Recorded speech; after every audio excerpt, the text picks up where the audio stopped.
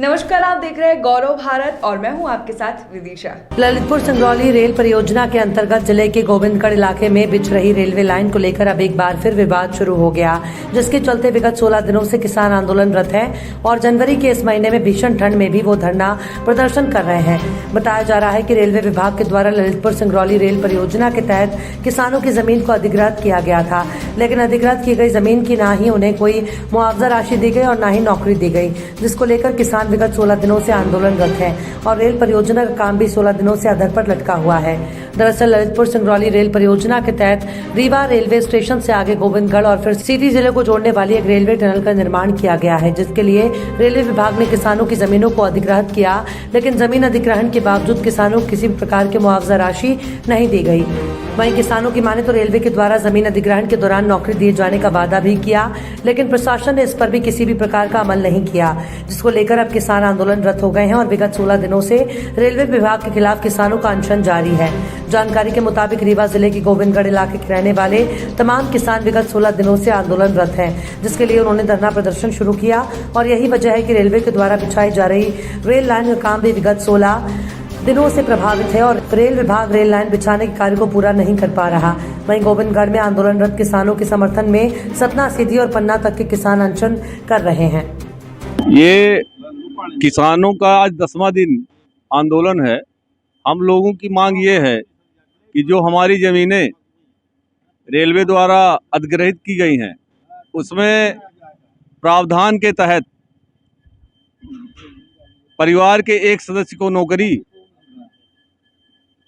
दी जानी थी, जिसमें तकरीबन कुछ लोगों को नौकरी दी भी गई और फिर अचानक कोरोना का बहाना बनाकर नौकरी को बंद कर दिया और लगातार हम लोग जबलपुर, रीवा कमिश्नर कार्यालय, कलेक्टर महोदय, सांसद महोदय, जीएम, रेलवे मंत्रालय को पत्र लिखते रहे।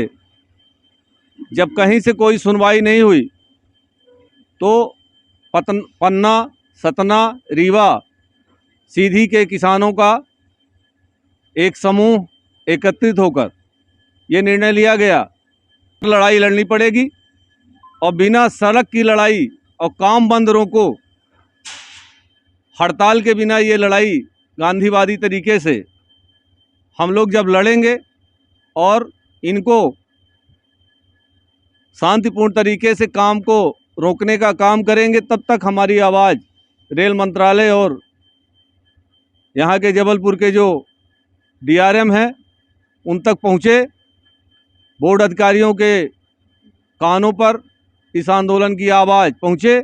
इसलिए हम लोगों ने सड़क पर यहाँ रेलवे स्टेशन बांसा में मांगों के समर्थन में अपार जन समर्थन मिल रहा है हम लोगों को। रेलवे ने आपको नौकरी का वादा किया था? वहाँ नौकरी का वादा एवेनमेंट में है, उनके गाइडलाइन में है, हम उसके पात्र हैं और उसी एवेनमेंट और गाइडलाइन में बहुत सारे लड़कों को नौकरी मिल भी चुकी है। आप लोगों ने यहाँ विरोध किया है किस बात पे? हम लोगों ने विरोध अपनी सर्विस के वास्ते किया है। कुछ लोगों को सर्विस दे दी गई है, कुछ लोगों को नहीं दी गई है। रेलवे बोर्ड ने नियम दिया था, ये प्रावधान दिया था कि हम आपको मुआवजे के साथ में सर्विस देंगे। मुआवजा तो मिला, लेकिन सर्विस अभी तक नहीं मिली। हमारा कोई भी जनप्रतिनिधि, चाहे वो सांसद जी हों, चाहे विधायक हों, चाहे कलेक्टर हो, चाहे एसडीएम हो, कोई भी हो, किसी ने किसी भी प्रकार का हमें आश्वासन ऐसा नहीं दिया है अभी तक कि जिससे हम संतोष हो सकें।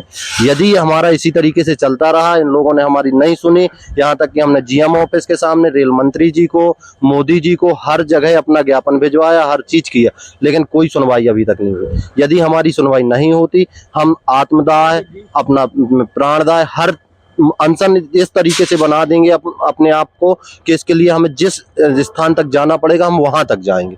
जो यदि हमें अपनी आत्मदाह, अपना देह त्याग, जो कुछ करना पड़ेगा वो हम सब करेंगे, लेकिन ट्रेन नहीं चलने देंगे। जब तक सर्विस नहीं तब तक ट्रेन नहीं। कहाँ से हैं आप? ये कौन सी ट्रेन में बैठे हैं? हम गोविंदगढ़ रेलवे स्टेशन में बैठे हैं। मैं पन्ना से हूँ और मेरा नाम प्रवीण पांडे।